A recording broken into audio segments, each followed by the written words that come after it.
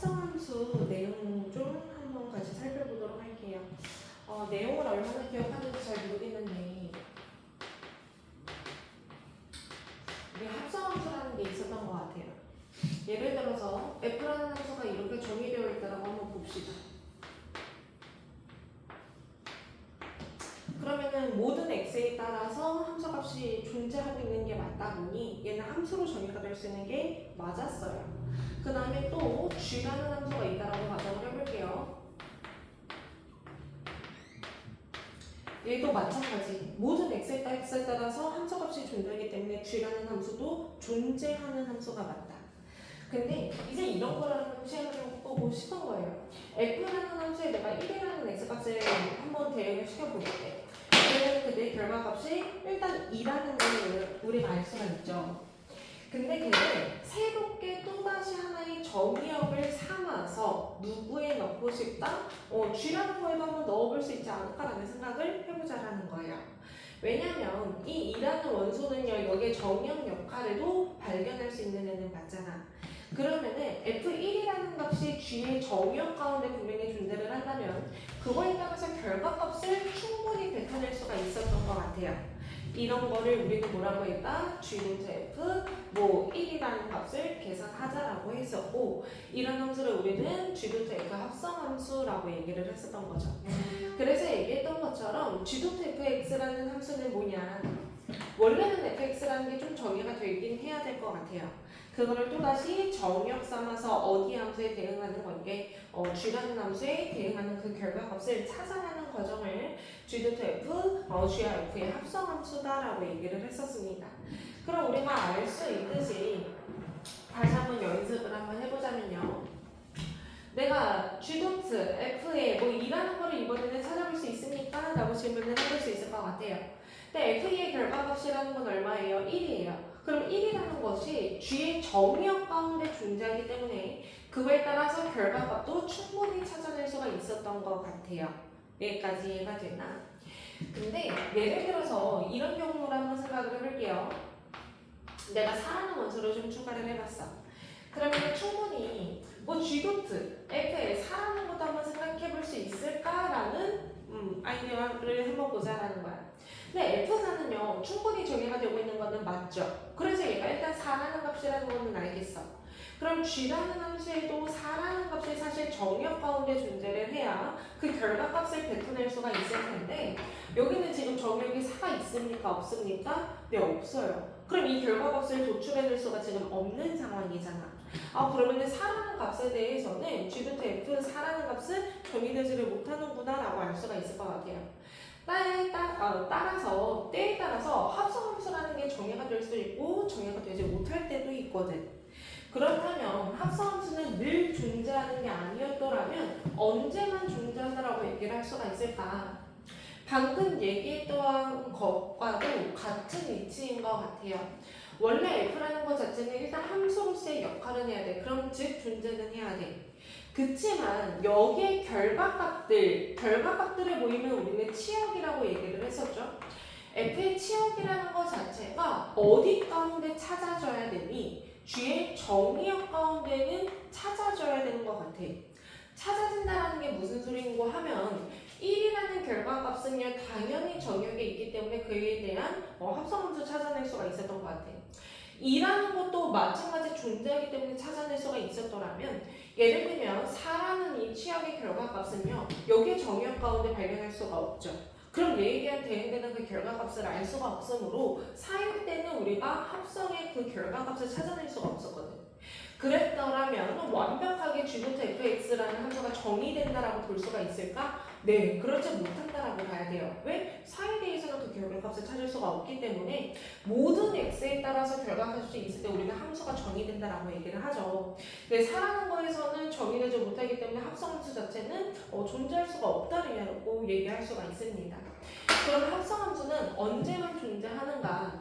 f에 해당하는 모든 치역에 대한 값이 새로운 g라는 함수의 정의역의 부분집합 관계로 완벽하게 쓰일 때 예를 들면 4라는 치역마저도 얘가 가지고 있고 이런 대응 관계를 뜻하게 된다면 이때는 합성함수가 존재한다, 정의된다 라고 얘기를 할 수가 있을 것 같거든. 그러다 보니 합성함수는 늘상 존재하는 게 아니라 f의 치역이라는 게 누구의 정의요? g의 정의역에 부분 집합 관계가 성립이 될 때만 합성함수가 정의가 될 수가 있는 거고요. 그 다음에 g.fx라는 함수는 뭐예요? 이 정의역 입장에서는 먼저 f를 만나고 그 다음 g를 만나는 순서가 되는 거겠죠. 이렇게 f를 먼저 썼다라고 해서 절대 f.g라고 읽어내는 것이 아니라 어떤 함수를 먼저 만나는가 그게 뒤에 붙어야 되기 때문에 이런 경우도 g.f라고 한다는 건 정확하게 기억하셔야 됩니다.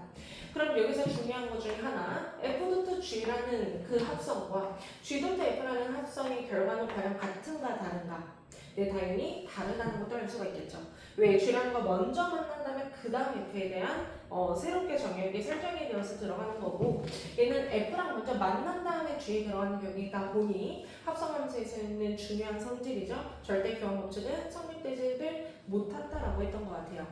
그치만 뭐는 성립합니까? 네, 결합 법칙이라는 거는 또 다른 부분인 것 같아요. 결합 법칙을 쉽게 이해하려면 내 마음대로 괄호를 설정을 어떻게 할 것인가가 결합 법칙이라는 원리였었죠. 어차피 정의역의 입장에서는 G 만나고 F 만난 다음에 H를 만나는 격일 거고 마찬가지 정의역의 X라는 것은요 G를 만난 다음에 또 어찌됐건 H.F라는 게 있는 상태에서 얘가 또 정역으로 들어가다 보니 만나는 순서는 솔직히 동일하다라는 소리야. 그렇기 때문에 결합 법칙은 성립한다라고 볼 수가 있겠죠. 조금 더 얘기를 해준다면 이거예요. F에다가 G가 들어간 상태에서 얘가 다시 한번 H라는 정역에 들어가고 있는 상태. 얘도 마찬가지 H에 F라는 게 원래는 있었겠죠. 근데 그 정역에 G가 들어가겠다라는 해석이니까 H에 F에 여기에 G가 들어가는 해석이 되는 상황이잖아. 그러다 보니 결과값은 뭐합니까? 모두 다 같다라는 거 알 수가 있겠습니다. 그래서 합성함수의 정의는 언제 되는가? 교환법칙은 성립할 수 없지만 결합법칙은 성립할 수가 있다는 거 정도는 기억을 하셔야 될 거예요. 네, 그럼 문제 바탕으로 한번 보도록 하겠습니다. 일단 64번 보도록 할게요. 복습 프린트 664번입니다.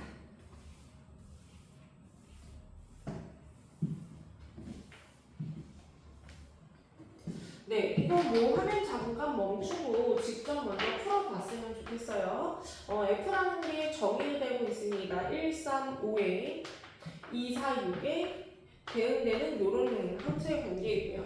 G라는 것은 어떻게 됩니까? 선생님 이거 굳이 쓰진 않았는데 X와 Y 또 Y로부터 Z 이렇게 될 거고요. 246이 135에 대응되는 이런 함수의 관계인 것 같아요. 근데 문제에서 뭐가 합니까? F.G의 4 마이너스 G.F의 5를 구하는 문제다. 그럼 봅시다. 헷갈리면 안 돼요. 일단 F.G랑 G.F랑 다르다라는 거 먼저 인지하셔야 되고요. 살아있는 정역을 먼저 누구에 대응시키고 있습니까? G라는 함수에 먼저 대응시키고 있는 것 같아요. 그래서 그냥 천천히 순차적으로 하는 수밖에 없다. G4를 읽어내면 얼마입니까? 네, 결과값 1 되는 거 보이죠? 그래서 앞서 얘기하고 있는 이 부분은 뭐다? F라는 함수에 다시 1이라는 거를 넣고 싶다라는 해석이 되겠지. 두 번째 것도 갈게요. F5를 먼저 보랍니다. F5의 결과값은 우리가 2라는 거를 알고 있기 때문에 마이너스에 G에 2를 대응시키고 싶다라는 해석으로 이해해야 될 겁니다. 그러면 최종적으로 답 구하시면요. F의 값은 6이었고요. G 값은 3이었기 때문에 답은 얼마? 3으로 처리하면 되겠죠. 그 다음 거 보도록 할게요. 65번입니다.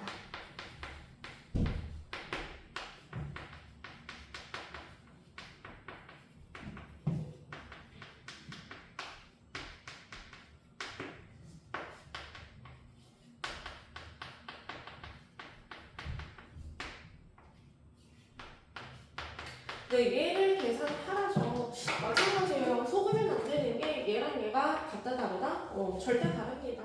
그럼 얘를 어떻게 활용을 해야 이 값을 구할 수 있는지는 좀 생각해 봐야 될 것 같아요. 우리 이런 연습도 한번 해볼까? 수식으로 주어지긴 했지만 우리 합성할 수 있어요? 없어요? 네, 있어요. 얘의 해석은 fx의 그 정역으로 보이는 x자리라는 게 보인다면 그 자리에 g, x라는 거를 대응시킬 수가 있다라는 해석이기도 하잖아.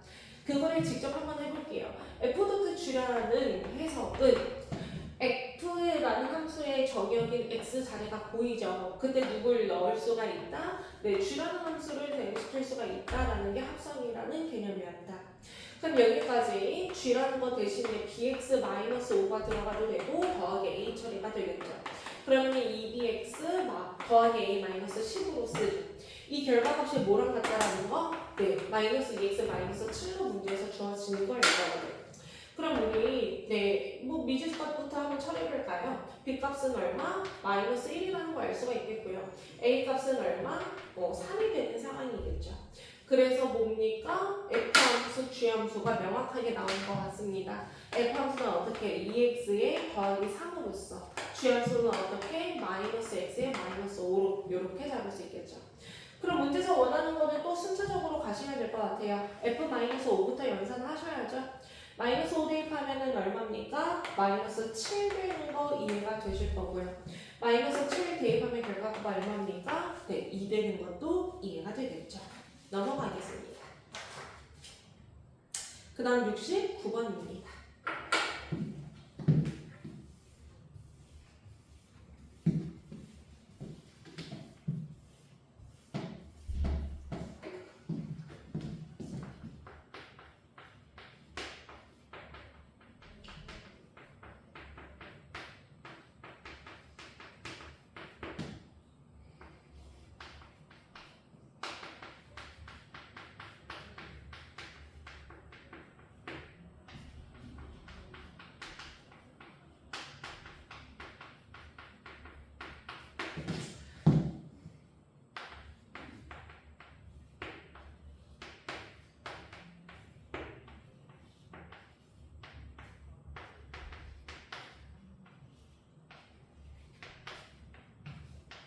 네, 이 문제는 학교에 따라서 뭐 분출이 될 수도 있고 안 될 수도 있는데 그래도 한 번쯤은 정확하게 정의를 한번 해보셔야 합니다. 지금 이 문제 자체는 합성함수가 언제 정의가 될 수가 있습니까를 묻는 문제인 것 같아요. 맨 처음에 짚었던 내용이죠. 우리가 F라는 게 존재하고 G라는 게 존재한다라고 한들 무조건 뭐 G부터 F라는 함수가 정의가 됐습니까? 그러지는 않았던 것 같아요. 어떤 관계가 중요했었어요? 이에 대해서 결과값이 찾아지기는 했겠지. 치역이라는 게 존재하기는 하겠지. 근데 걔에 대한 대응 관계가 여기서 발견이 안 된다면 사실 결론값까지 갈 수는 없었잖아. 그러다 보니까 여기서 발생하는 치역들이 G에서 발생하는 정의역 가운데 비교를 했을 때 부분집합 관계가 성립이 되어야만 합성함수가 정의된다라고 얘기를 했던 것 같아요.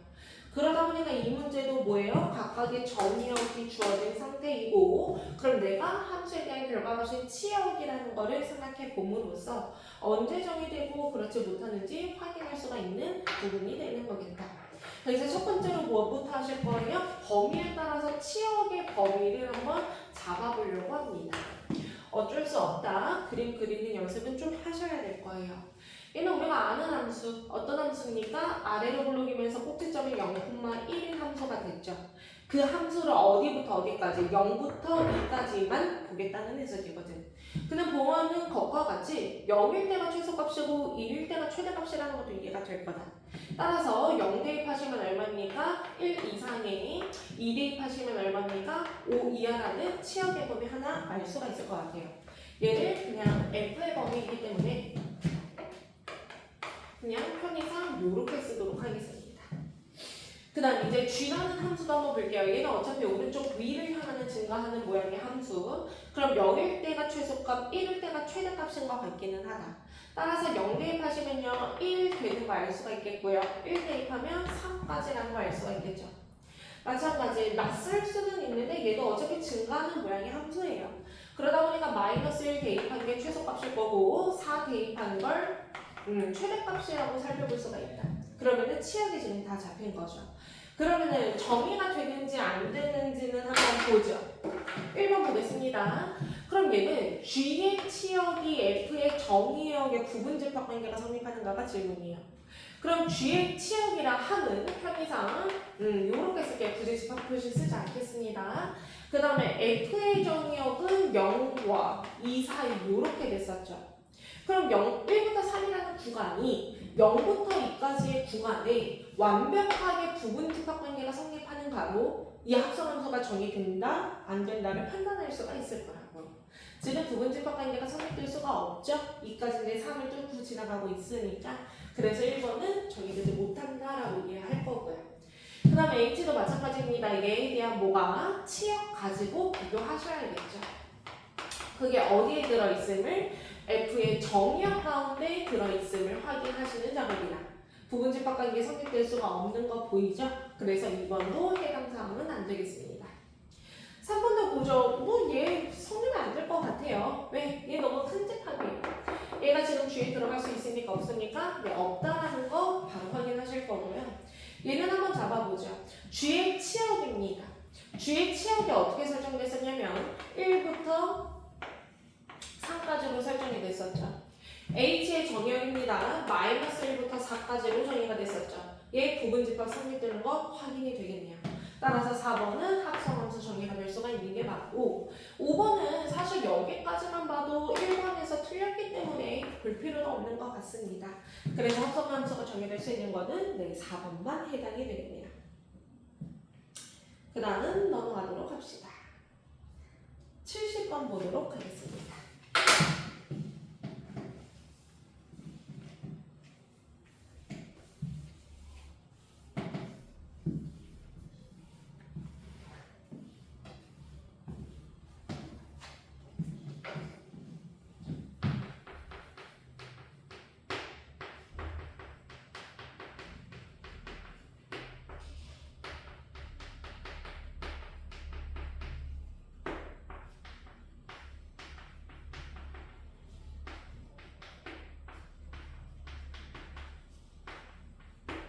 네, 이 문제 h k 값을 구하는 문제고요.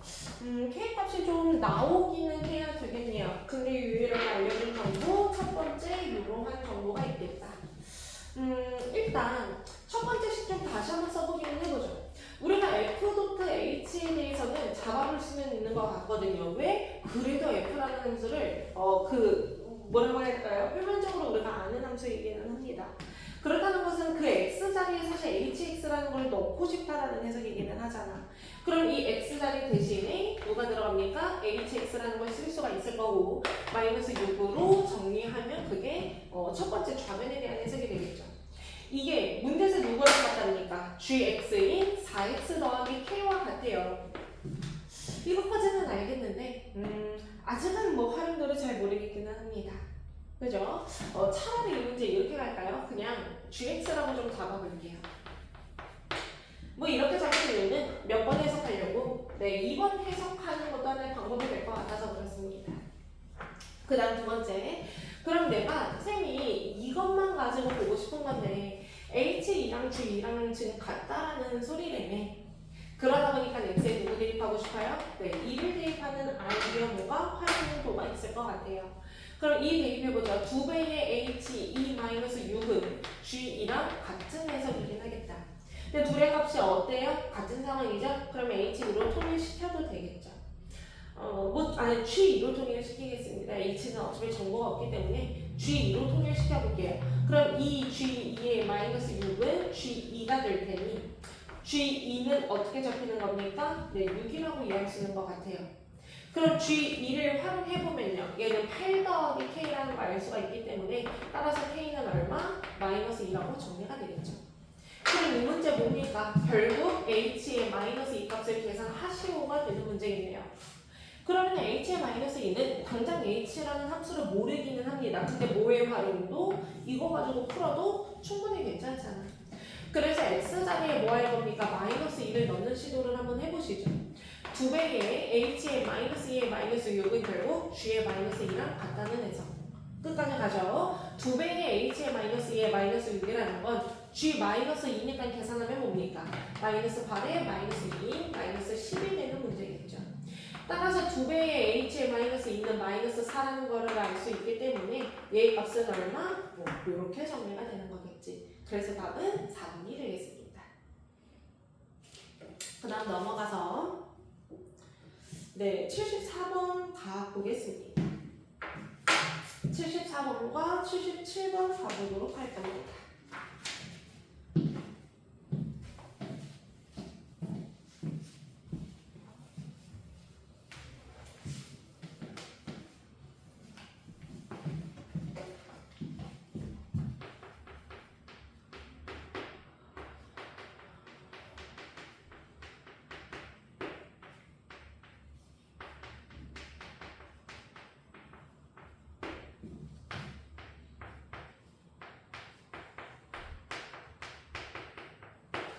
네, 74번은 이렇게 생겼어요. 우리 아까 정리했던 것 같아.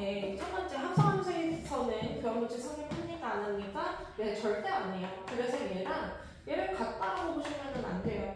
그 다음 두 번째, 하지만 합성에서의 결합법칙이라는 거는 성립을 했어. 결합법칙은 괄호를 우리 마음대로 설명해도 된다는 소리야. 나는 뒤에서부터 연산하고 싶어요. 누군가는 앞에서부터 연산하고 싶어요. 그래도 그 결과값은 성립될 수가 있다는 게 합성함수가 갖는 중요한 선지 중에 하나였습니다. 그럼 이 문제를 한번 볼게요. 마치 이 문제가 내가 G.F라는 함수를 알아야 하는 것만 같아. 그래야 마이너스 1을 처리하고 그래야 H에 넣을 수 있습니까? 있지 않습니까? 막 이렇게 생각을 할 수가 있을 텐데 꼭 그렇지만은 않죠. 얘는 뭐 결합이 들어가고 있는 거니까 사실상 H.G.F라는 거에 마이너스 1을 지금 대응시키고 싶은 거거든. 그렇다면 문제에서 아는 조건을 가서 보니까 내가 다행히 H.G에 대해서는 알고 있는 것 같긴 하네요. 그러니까 내 맘대로 괄호 설정을 다시 해서 이렇게 처리를 해도 아무런 문제는 없다라는 겁니다. 그럼 이거를 이제 순차적으로 한번 해볼게요. 그러면 이제 첫 번째 F-1이라는 해석이 필요하겠죠? 그럼 H.G라는 함수가 있다면 F-1의 값은 사실 뭐니까? A-2니까 지금 이런 상황인 것 같아. 그럼 얘는 이거잖아. H.G라는 함수를 알고 있다면 그 X자리에 얘를 대응시키고 싶다라는 해석이잖아. 그래서 X자리에 한번 넣어서 써보죠. A-2의 제곱에 마이너스 2a까지 뒤에 있었고요. 이 결과값이 지금 11인 상황입니다. 그럼 얘를 만족하는 a를 찾아보겠습니다. a제곱에 마이너스 6a에 플러스 한 대 넘어오니까 마이너스 7은 0까지 되겠죠.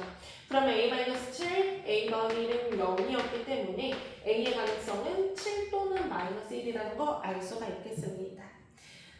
근데 문제가 a를 구하는 게 아니라 a의 합을 구하는 문제였네요. 따라서 둘의 합은 6이라는 거 알 수가 있고요. 합을 묻는 문제다 보니까 여기서 끊으셔도 됐었네요. 두 분의 합은 마이너스 a분의 b를 통해서 6이라는 것도 알 수가 있을 테니.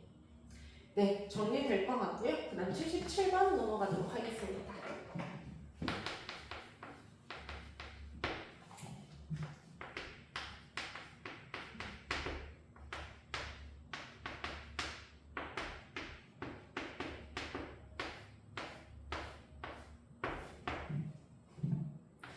네, 원래는 교환법칙이라는 게 성립이 안 되는 게 맞지만 이 문제에서만큼은 성립한다라고 가정하고 보고 있고요.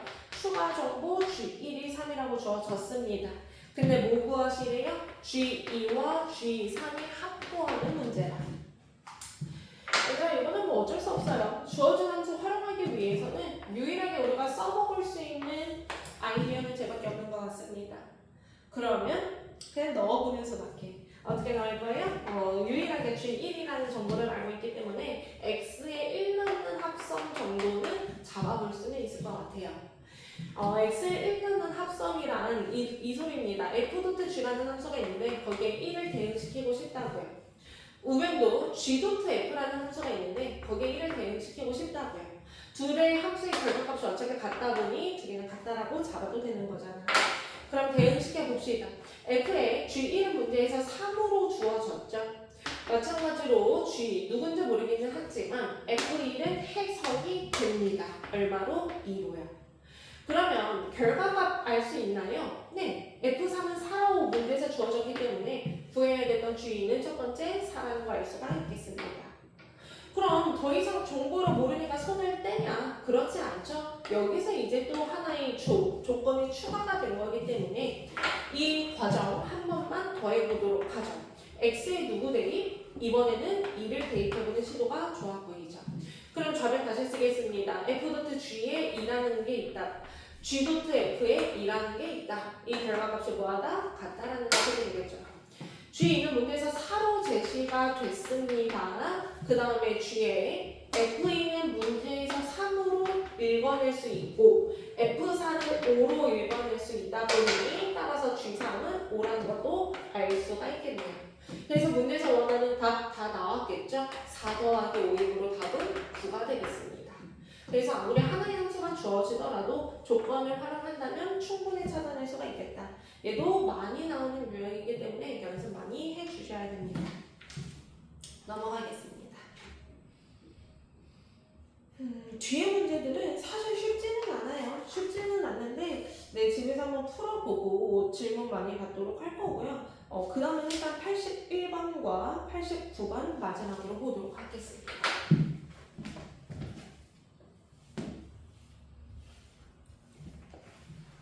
우리가 어차피 복습으로 보고 있는 내용들이라서 잊었던 개념들 있으면은 반드시 개념서 다시 한번 보셔야 되고요. 그 다음에 이제 문제 정말 머리 써야 되는 문제들은 보통 숙제로 다 넘겼어요. 충분히 고민을 하고 와야 되기 때문에. 그래서 고민해보고 모르는 거는 다음 시간에 질문 받도록 할게요. 두 개 한번 보죠. 81번입니다.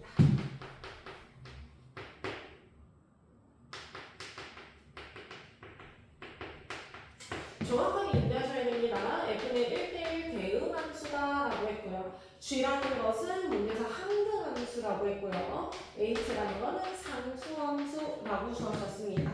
그때 구하고자 하는 건 F.G의 1에 F4 값을 계산하는 문제이고 활용도 있는 조건 첫 번째 F3이 G3이 H3과 같다라고 주어졌고 두 번째 2배의 F1 마이너스 F3은 F2와 같다라고 주어졌습니다.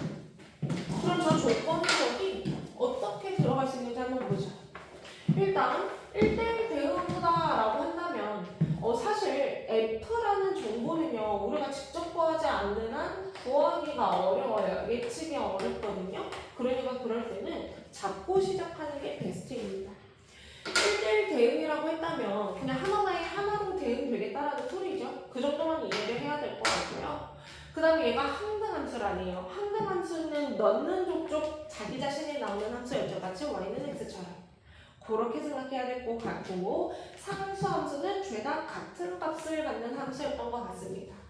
그럼 내가 1번 조건을 통해서 그나마 좀 잡힐 수 있는 부분이 있는 것 같아요. 어떤 게 좋아요? 항등함수에 대한 정보가 껴있는 게 좋죠. 왜? 항등함수에다가 3을 대입했습니다. 그럼 그 결과값은 무조건 3일 수밖에 없거든. 죄다 같은 값이래요. 여기까지 이해되나? 그러면은 첫 번째 F3이 3이었구나 라는 정보도 처리가 되는 것 같고요. 이 상수함수는 알고 보니 y는 3과 같은 애였구나 라는 것도 이해할 수는 있겠습니다. 그 다음 두 번째 조건 가시죠. 이제 얘를 통해서 나머지들을 지금 찾아가야 되는 상황인가만. 그럼 이제부터는 뭐가 되는 거예요? 그냥 경우의 수의 해석이 되는 거예요. 어차피 하나가에 하나다 보니 1이 갈 수 있는 값과 2가 갈 수 있는 값은 다른 값들 중에 가기는 해야 됩니다. 즉 3으로는 못 간다는 거예요. 그런 관계를 만족하는 결과 하나 찾아내야 되고 어차피 F3은 3인 걸 알고 있기 때문에 이 정도씩은 써보죠. 결과값 중에 하나에 2를 곱하고 빼기 3 했는데 나머지가 발견되어야 되는 상황이야. 그러면 F1이 절대 4가 될 수는 없을 것 같아요. 왜? 5가 되는 경우는 없으니까. 그럼 얘가 과연 2가 될 수는 있나? 네. 그러면 4 빼기 3이기 때문에 1이라는 결과값이 나올 것 같아요. 즉 2와 1의 대응은 가능한 것 같아요. 또는 여기가 1이 들어가도 되나? 그러지는 못하죠. 좌변이 마이너스로 잡히기 때문에. 그럼 이런 경우를 따짐으로써 F1의 값은 2였다라는 거, F2의 값은 1이었다라는 거 알 수가 있고 또 1대1 대응이었기 때문에 나머지 4는 4로 대응이 되어야 되는 상황인 것 같습니다. 그러면 fx까지 나왔기 때문에 답 한번 처리해 보시죠. G라는 함수는 항등함수였기 때문에 얘는 어차피 1로 해석해도 되는 거 맞죠? 그러면 F1은 얼마? 2였고 F4는 얼마? 4였기 때문에 답은 6이라는 거 알 수 있겠습니다. 네, 항등함수를 활용한 이제 문제는 이 정도고요. 제일 중요한 거는 이제 그래프 그리기입니다. 680 이번 마지막으로 살펴보도록 할게요.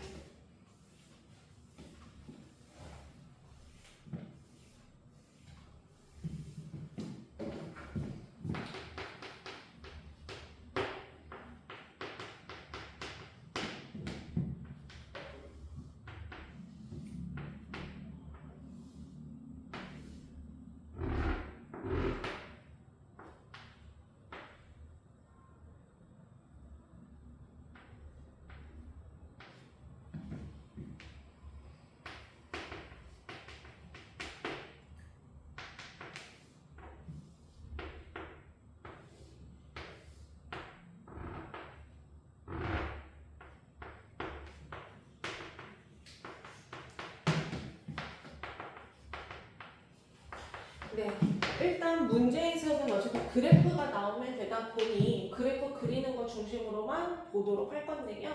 우리 방학 동안에는 이거를 그냥 빠르게 그릴 수 있는 방법으로만 정리를 했었어요. 즉, 막 구간을 직접 나누면서 정확하게 함수 10을 구하지는 않았었거든.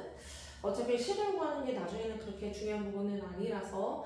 근데 보통 우리 지역에서는 이게 서술형으로 나올 가능성은 크고, 그때는 정확한 정의대로만 풀어야 점수를 얻을 수가 있을 거예요. 즉, 요령을 필 수는 없다라는 소리예요. 그러다 보니까 첫 번째, 객관식을 대비하기 위해서 빠르게 잡는 훈련은 할 거지만 정확하게 구간 나누고 함수 식이 어떻게 되는 것까지 한번 정리를 해보도록 하려고 합니다. 그래서 우리가 일단 빠르게 잡는 첫 번째 방법을 한번 먼저 볼 거예요. 그러면 배경 지식이 필요했던 것 같아요. 뭐 하고 싶은 거? 1차 함수와 1차 함수에 대한 무슨 관계? 합성하는 관계. 이거는 도대체 어떤 변론값을 갖겠는가? 예를 들면 이거예요. 앞에 있는 함수를 쌤이 ax 더하기 b라고 할 거고요. 뒤에 합성으로 들어가야 되는 함수를 쌤이 cx 더하기 d라고 한번 잡아볼게요. 그럼 두 개의 합성이 이루어졌을 때는 이렇게 잡히지 않겠어? 여기 x 자리에 누가? 얘가 대응돼서 들어가는 관계일 거거든. 그럼 a에 cx 더하기 d가 될 것이고 더하기 b로 잡히는 것 같아요. 그럼 쌤이 여기서 얘기하고 싶은 거는 이거예요. 직선과 직선이 합성이 되면 얘도 몇 차 함수입니까? 1차 함수인 직선일 수밖에 없다라는 거. 예를 들면 내가 뭐 증가함수랑 증가함수가 합성이 되었어. 그럼 어차피 여기도 플러스이다 보니 똑같이 증가함수인 직선이 될 것이고, 예를 들면 증가함수랑 감소함수가 뭔가 합성이 됐어. 그러면 여기 곱이 마이너스다 보니 마이너스 감소하는 직선이 되는 것 뿐이지, 직선이 뭐 곡선으로 바뀌거나 뭐 직선이 점으로 바뀌거나 그럴 것 같지는 않다라는 거예요. 여기까지 이해가 되나? 그래서 일단 직선끼리는 합성했을 때 직선이 되다 보니 아무리 얘네가 합성이 이루어져도 그 결론적인 함수 자체도 직선 모양으로 이루어지는 관계여야 될 것 같다 이 소리야. 그러니까 우리는 뭐 할 거예요? 변화에만 집중해도 괜찮을 것 같다라는 거죠. 변화에 집중한다는 건 이거입니다. 먼저 우리가 구하고자 하는 건 f G 함수예요. 그럼 정역은 누구? g의 정역을 먼저 살펴봐야 되겠죠. 왜? g라는 함수를 먼저 만난 다음에 f를 만나는 관계였을 거고, 정역은 그래도 g의 정역으로부터 시작할 거기 때문이죠. 그럼 g의 정역 한번 살펴보겠습니다. g의 정역은 0과 1 사이와 1과 2 사이가 다르게 생긴 함수죠. 그래서 x가 0과 1 사이 1에서 2로 향할 때 이렇게 구분지어서 보도록 할게요. 그 다음 이제 직선이 어떻게 움직이는지 그 직선의 움직임에 집중해 보도록 할게요. 그럼 gx를 한번 보자. 0과 1에서 증가하는 동안 직선이 오른쪽 위를 향하는 게도 증가하는 모양처럼 보이죠. 어디부터 어디까지? 0부터 2라는 결과값까지. 함수 값이기 때문에 결과값은 2로 읽어주는 것 뿐입니다. 마찬가지 1부터 2 구간에서는 2로부터 0까지 감소하는 걸로 보여지죠. 따라서 2에서 0으로 감소하고 있다고 이해할 수 있겠습니다. 여기는 g까지 해석이고요. 마지막 누구입니까? 얘가 또다시 정의역이 되어서 f에 뭐 하셔야 돼요? 네, 대응되셔야 돼요. 그게 f G라는 결과가 되는 거겠죠. 그럼 한번 보겠습니다. f라는 함수를 해석할 거기는 하는 거야. 단 어디서? 0과 2 사이에서. f라는 걸 해석하기는 할 거야. 단 어디서? 0부터 2까지 증가하는 요 가운데에서. 근데 f는 어떻게 변합니까? 2한테서 0 찍고 다시 2로 증가하는, 2한테서 0 찍고 2를 증가하는 이런 모양을 갖는 것 같아요. 뿐만 아니라 이제 2부터 0까지가 됐을 때의 f의 움직임을 봐야죠. g 함수, 즉 정역이 2에서 0으로 향할 때의 f의 움직임입니다. 2에서 0으로 향할 때의 f의 움직임은 2에서 내려갔다가 다시 올라가는, 2에서 0을 찍고 다시 2로 향하는 이런 그림의 모양일 거다. 그럼 여기까지 이해가 됐다면 우리 함수 그래프도 그려보도록 할게요. 그림이 이렇게 되겠죠? 일단 전반적인 이 합성함수의 정의역은 어찌됐건 0과 1 사이, 1과 2 사이로 구분이 지어지다 보니 0과 1 사이, 1과 2 사이 이렇게 한번 잡아보도록 하죠. 그 그때 f도트 g라는 함수는 어차피 직선 모양을 이룰 지만 어떻게 2한테서 0 찍고 2를 향하는 직선 모양인가 봐요. 그러면은 2라는 지점이 대략 여기라면 2한테서 0을 찍고 다시 2를 향하는 모양이 되겠죠. 뿐만 아니라 1부터 2까지도 직선 모양이긴 합니다. 2한테서 0을 찍고 2로 마무리가 되는 모양이에요. 여기까지 이해가 될까요?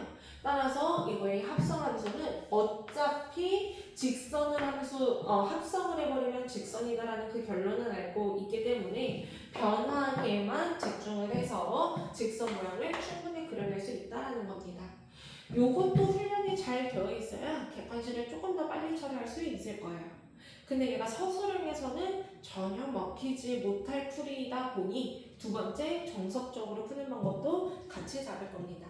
그래서 두 가지 방법을 잘 정리를 해봐 주세요. 그래서 일단 그래프가 이렇게 생긴다는 걸 옆에 한번 다시 하나만 그려는 놔볼게.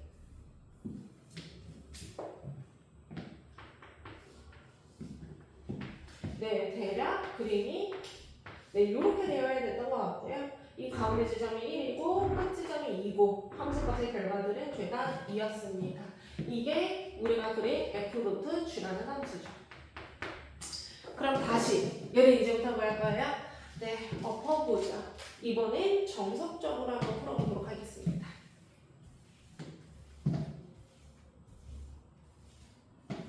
네, 정석적으로는 많이 해봤을 겁니다. 다시 한번 이제 fx랑 gx라는 함수를 좀 읽는 것도 필요할 것 같아요. 왜? 진짜 함수식이 나와야 될 거기 때문에 fx가 함수식들이 구간에 따라서 어떻게 존재하는지 살펴보기는 해야 될 것 같거든. 그래서 fx라는 식을 한번 이렇게 써보죠. fx는 때에 따라서 두 가지 모양으로 구분이 되는 함수입니다. 0과 1 사이에서는 기울기가 -2면서 절편이 2짜리 이렇게 생긴 함수인 것 같고요. 1부터 2까지는 기울기가 2이면서 절편이 1인 걸 활용할까요? 그럼 이렇게 생긴 함수였던 것 같습니다. 이게 fx. 또다시 gx도 다시 한번 정리는 해보겠습니다.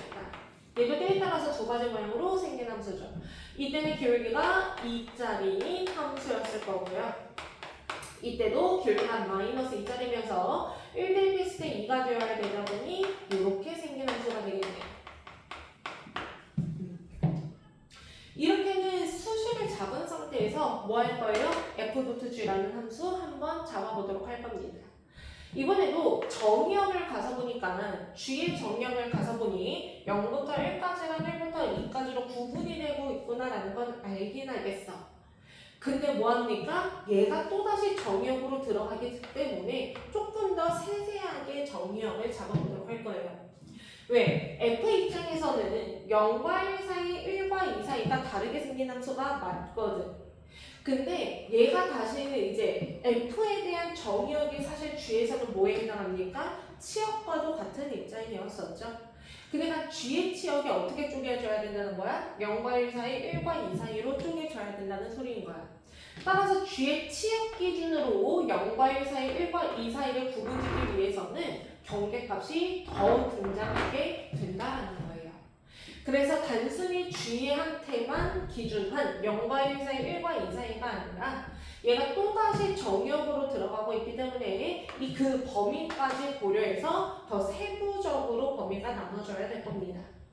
그럼 첫 번째, 이거에 대한 전부터 한번 잡죠. 2x 함수가 1이 되는 지점이기 때문에 x값은 2분의 1일 거고요. 여기도 어차피 가운데 값일 테니 2분의 3으로 이해해 볼 수 있겠다. 그럼 얘에 대한 범위는 총 몇 가지로 구분이 되어져? 총 4가지로 구분이 되어지는 것 같아요. 0부터 2분의 1까지, 2분의 1부터 1까지, 1부터 2분의 3까지, 2분의 3부터 2까지 이렇게 구분해지고 보셔야 되겠죠. 네, 쉽지 않습니다. 한번 볼게요. 첫 번째, 0부터 2분의 1까지입니다. 즉 여기 보겠다는 거예요.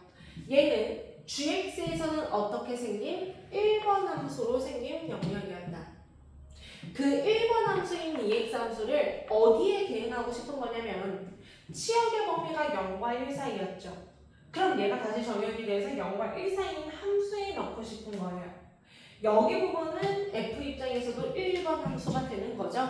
그래서 첫 번째 영역은 뭡니까? 1번 함수를 1번 함수로 대응시키고 싶은 거다. 합성하고 싶은 거다. 다시 0과 2분의 1까지는요. 일단 요 함수예요. G의 함수식은요. 증가하는 요 함수를 선택해야 된다는 거예요. 근데 얘가 어디에 대응되는지가 중요해. 왜? 감소함수에 대응돼야 되냐? 증가함수에 대응이 되어야 되나? 그 차이는 분명하거든. 근데 얘 치역을 가서 보니까 0과 1 사이였잖아. 근데 그 치역을 왜 비교합니까? 걔가 입장에서 이제 정역으로 들어갈 거기 때문에 비교를 해주면 감소함수에 넣어야 하는 거구나. 따라서 1번 함수를 1번 함수에 대응시켜야 되는 거구나로 이해해 볼 수는 있겠다. 그래서 대응해서 써보면 마이너스 2는 살리되 x자리 대신에 2x가 들어가겠죠. 그 다음에 더하기 2라는 걸 알 수가 있겠습니다. 그래서 결론적으로 마이너스 4x 더하기 2로 생겨야 되는 것 같아요. 얘가 그래서 알고 보니 뭐였다? y는 마이너스 4x 더하기 2로 생긴 구간이어야 되는 것 같다. 이 소리예요. 따라서 0일 때 2 됐던 거 맞고요. 여기가 2분의 1이었나 보죠. 2분의 1 대입하면 0 되는 것도 살펴볼 수가 있겠습니다. 그 다음 두 번째 영역 가겠습니다. 2분의 1부터 1까지는요. 요 영역이에요. 그럼 G 함수는 아직은 1번 함수를 쓰고 있는 건 맞아. 근데 1번 함수가 어디에 대응되어야 되는가를 봤을 때는 치역의 1과 2 사이에 들어가야 되겠지? 그러니까 치역의 1과 2 사이니까 증가하는 모양의 합성이 되어서 들어가야 된다. 그렇다는 것은 이번에는 1번 함수가 몇 번 함수? 2번 함수에 대응이 되어야 되겠죠? 따라서 2는 살아있대. x자리에 1번 함수 넣어줄 거고요. 그 다음 마이너스 2입니다. 그럼 4x 마이너스 2라는 함수일 거고 얘가 뭐겠어? 4x 마이너스 2라는 함수였나 봐요. 따라서 2분의 1 대입하면 0 됐던 거 맞고요. 1 대입하면 동일하게 2로 대응되는 것도 살펴볼 수 있겠습니다. 이렇게 두 번 더 하시는 거예요. 1번부터 2분의 3까지 볼게요. 드디어 감소함수가 등장했죠. 그렇다는 건 2번 함수 가지고 노는 상황인 것 같아요. 이 감소함수를 어디에 대응시켜야 되니? 치역이 1부터 2 사이에 있기 때문에 여기로 대응시켜야 돼요. 즉 감소함수를 증가함수에 대응시켜야 돼요. 그렇다는 것은 2번 함수를 2번 함수인 증가에 대응시켜야 되는 상황이 되겠지. 그럼 한번 써볼게요. 2번 함수 먼저 쓰면요. 2라는 걸 먼저 쓰고 x자리 대신에 마이너스 2x 더하기 4가 들어갈 것이고 그 다음 마이너스 2로 봐야 되겠죠. 따라서 얘의 결과는 뭡니까? 마이너스 4x 더하기 6이라는 함수예요. 그럼 확인해볼까요? 1 대입하면 2 됐던 거 맞고요. 2분의 3 대입하면 0 되는 것도 살펴봐주겠습니다. 그럼 마지막 이제 이 구간 남았죠. 2분의 3부터 2까지. 이번에도 G는 감소함수인 2번 함수를 다루고 있는 거 맞아요. 근데 얘가 어디에 대응되어야 되냐면 치역이 0부터 1까지로 구성되고 있기 때문에 여기 자리로 대응이 되겠지. 즉 감소함수로 대응이 됩니다. 감소가 감소로 대응이 되니까 2번 함수가 1번 함수로 대응이 되어야 되겠죠. 그래서 넣어서 써보죠. 마이너스 2에 마이너스 2x 더하기 4가 들어갈 것이고요. 더하기 2로 쓰시면 되겠죠. 결론적으로 보니까 4x-6이기 때문에 이 함수가 4x-6으로 생긴 함수인 것 같다는 거예요.